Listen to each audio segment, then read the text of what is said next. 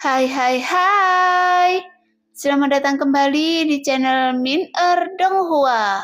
Kali ini kita akan melanjutkan cerita Donghua, Battle Troop di Heaven.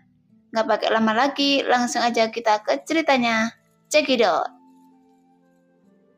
Setelah memikirkan hal ini, Yang Hong Xuan menghirup udara dingin dalam-dalam. Lagi pula, dia masih mengingat bahwa dia pernah mengejar si Xiao sebelumnya. Bahkan dia juga mengucapkan kata-kata kasar kepada Xiaoyan. Namun dia tidak pernah memikirkan bahwa Xiaoyan sebenarnya adalah makhluk yang sangat kuat. Orang ini adalah dewa abadi. Setelah menyaksikan pertarungan Xiaoyan, Yang Hong Xuan sampai pada kesimpulan, dan Xiaoyan tetap menang dengan kekuatan telak. Jadi seharusnya kekuatannya bahkan lebih tak terbayangkan. Disayangkan orang-orang ini baru saja ada dalam periode waktu ini. Jika saya bisa mengambilnya, itu dapat meningkatkan kekuatan tempur. Xiaoyan menghela nafas panjang dan berpikir sendiri. Jelas alasan mengapa Xiaoyan dapat menyimpulkan demikian, itu karena Wanji atau Wuli yang muncul di hadapannya. Tidak ada pengecualian pada mereka. Xiaoyan bahkan tidak menemukan cincin pada mereka dan juga ini cukup untuk menjelaskan masalahnya, bahwa dia tidak perlu menyanyiakan usahanya sendiri karena tubuh mereka tidak dapat diambil. Bagaimanapun, Xiaoyan ingin mempertahankan kekuatannya untuk merebut tubuh itu, karena Yu Yang juga memberitahunya bahwa Raja Jahat pernah meningkatkan banyak avatar. Lagi pula, tidak peduli apa kekuatan avatar ini, tapi apakah bisa Yu Yang mengingatnya? Yang menunjukkan dimanapun dia berada dan mengalami kejadian yang tidak biasa. Bahkan siapapun orang kuat yang muncul di dunia hebat sekarang, Xiaoyan tidak akan dengan mudah menggunakan kekuatannya untuk merebut tubuh mereka. Bagaimanapun sulit untuk menjamin bahwa keberadaan mereka benar-benar masih ada. Lagi pula, segala sesuatu yang berasal gerbang kuno ini hanyalah keberadaan yang tidak nyata yang sudah ada sejak lama. Adapun Wanji dan Wuli yang Xiaoyan temui, meskipun itu adalah keberadaan keabadian para dewa, tapi tak satu pun kualifikasi yang mereka miliki yang sesuai dengan kebutuhan Xiaoyan. Dengan kata lain, meskipun Xiaoyan bisa mengambil tubuh mereka, tapi akan sulit untuk melangkah lebih jauh, dan itu hanya bisa digunakan sebagai preman dalam jangka pendek. Lagi pula yang dibutuhkan Xiaoyan sekarang adalah avatar yang lebih berkualitas. Persis seperti avatar dari dewa aslinya, yang mampu tumbuh secara berkelanjutan, dan avatar semacam inilah yang menjadi tujuan Xiaoyan untuk merebut tubuh mereka. Meskipun Xiaoyan tidak tahu bagaimana cara Tuan Jahat mengendalikan ratusan avatar, tapi dari sudut pandang klan Jimmy yang mampu memiliki terlalu banyak avatar, sebenarnya bukanlah hal yang baik. Bagaimanapun, jika memiliki terlalu banyak avatar, itu hanya akan membuat kecelakaan lebih sering terjadi. Karena jika Xiaoyan tidak berhati-hati, Xiaoyan mungkin akan terkena serangan balik oleh avatarnya sendiri. Jika avatarnya lebih kuat dari Xiaoyan, dan sebaliknya, bukan keuntungannya yang lebih besar daripada kerugiannya. Setelah memikirkan masalah ini, Xiaoyan melambaikan tangannya dan dia melihat sosok yang telah berubah menjadi arang hitam dalam nyala api di depannya.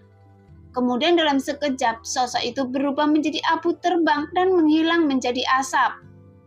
Tapi saat ini, Xiaoyan tiba-tiba mengangkat alisnya. Karena dalam abu yang menghilang, tiba-tiba sekelompok cahaya benar-benar muncul. Dan itu juga hampir persis sama dengan sekelompok cahaya yang muncul saat penguasa istana dimusnahkan. Segera Xiaoyan mengeluarkan token kuno Dewa Iblis Abadi. Seperti yang dia duga, kelompok cahaya ini langsung diintegrasikan ke dalam token kuno Dewa Iblis Abadi. Hanya saja segel emasnya belum bertambah. Tapi token kuno Dewa Iblis Abadi bahkan lebih lengkap. Itu benar-benar dapat membuat token kuno Dewa Iblis Abadi menjadi lengkap. Melihat adegan ini, itu juga membuat Xiaoyan cukup senang. Hanya saja karena orang kuat seperti itu muncul kembali, itu masih membuatnya cukup bingung.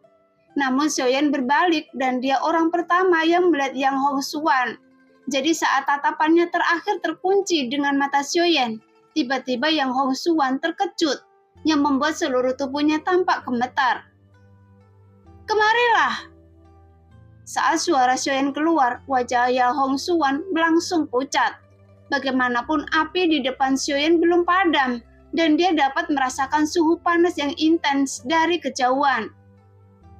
"Senior, maafkan saya karena sebelumnya junior ini tidak tahu apa-apa." Yang Hongxuan mendekat. Dengan gemetar dia menangkupkan tinjunya dan membungkuk dengan hormat ke arah Xiaoyan. Jelas dia takut Xiaoyan akan melakukan sesuatu dengan marah. Lagi pula jika Xiaoyan ingin membunuhnya, itu akan sangat mudah. "Anda baru saja melihat orang itu, atau mungkin setelah Anda tiba di sini, orang sekuat itu muncul dan membiarkan Anda hidup karena merasa kasihan pada Anda?" Xiaoyan menyela Yang Hongxuan dan bertanya dengan suara yang dalam. Tidak. Melihat pertarungan antar senior dan orang ini, setidaknya kalian berdua adalah dewa yang abadi dan kuat. Jadi masalah apa yang akan terjadi jika saya benar-benar menemuinya? Itu sudah dapat dipastikan, dia akan segera membunuh saya. Yang Hongxuan menjawab sambil tersenyum masam. Tepat ketika Xiaoyan mendengar ini, dia mencubit dagunya, mengingat sebelumnya Yang Hongxuan bertindak sangat arogan. Tidak ada satupun yang bisa disalahkan padanya. Karena itu, tidak ada hubungannya dengan gaya perilaku. Sepertinya ini jelas-jelas ditunjukkan pada saya. Setelah berbicara, Xiaoyan mengabaikan Yang Hongxuan. Sebaliknya, sosok itu jatuh dari udara kembali ke timnya. "Yongdong, tolong jelaskan masalah ini." Jelas, Yongdong mungkin satu-satunya yang bisa memberikan jawaban pada Xiaoyan. Lagi pula, yang memiliki pemahaman tentang masalah ini hanyalah Yongdong. Meskipun informasi yang dia berikan tidak detail, namun bisa mengetahui nama orang lain. Jadi masalah ini seharusnya tidak sederhana. Kecuali Yongdong tidak mengenalnya.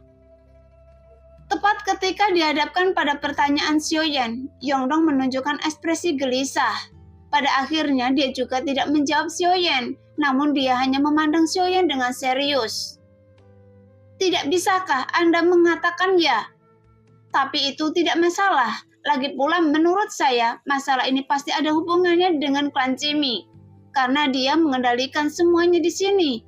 Maka cepat atau lambat, Raja Naga ini akan muncul dengan sendirinya," kata Xiaoyan perlahan.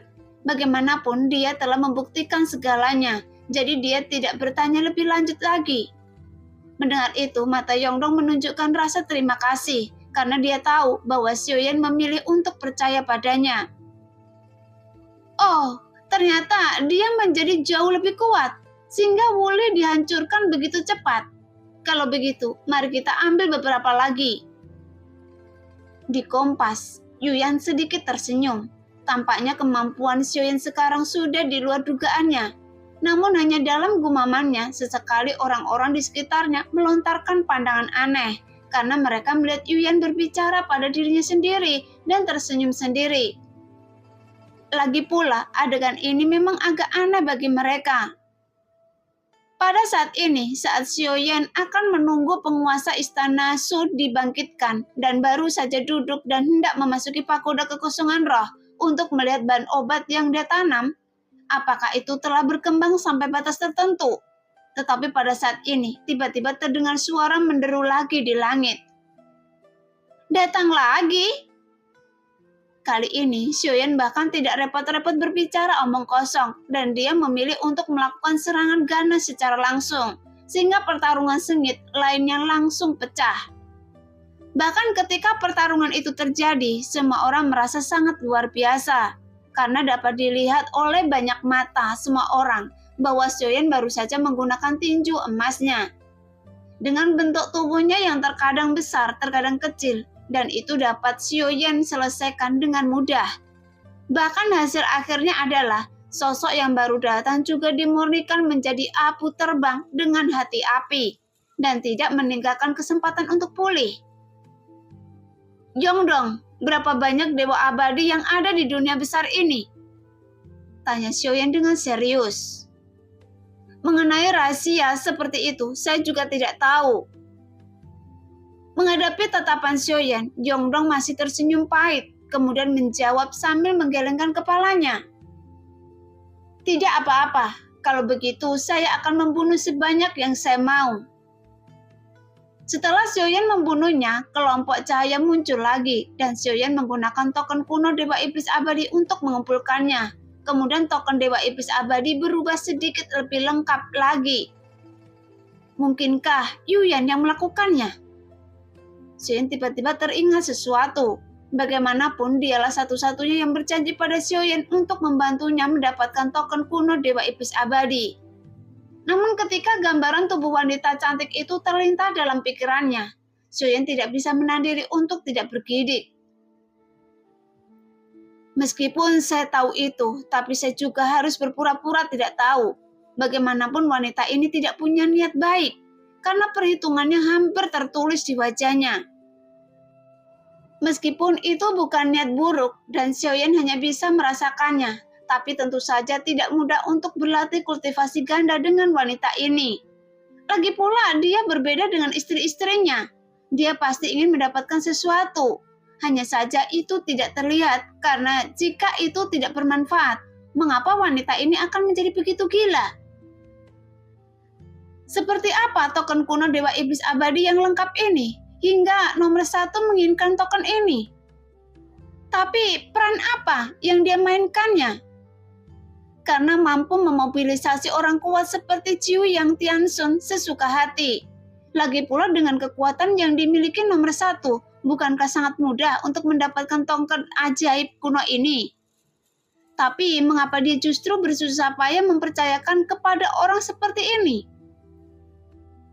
Sambil memikirkan hal ini, Xiaoyan bermain dengan token kuno Dewa Iblis Abadi yang aneh di tangannya. Sepertinya Liontin Giok yang rusak dibandingkan saat pertama kali dia mendapatkannya. Token ini hampir setengah selesai.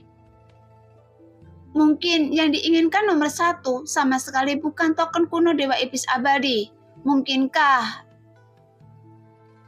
Nah, demikianlah cerita hari ini. Terima kasih yang sudah menonton video Min Earth sampai selesai. Sampai jumpa di video selanjutnya. Bye-bye.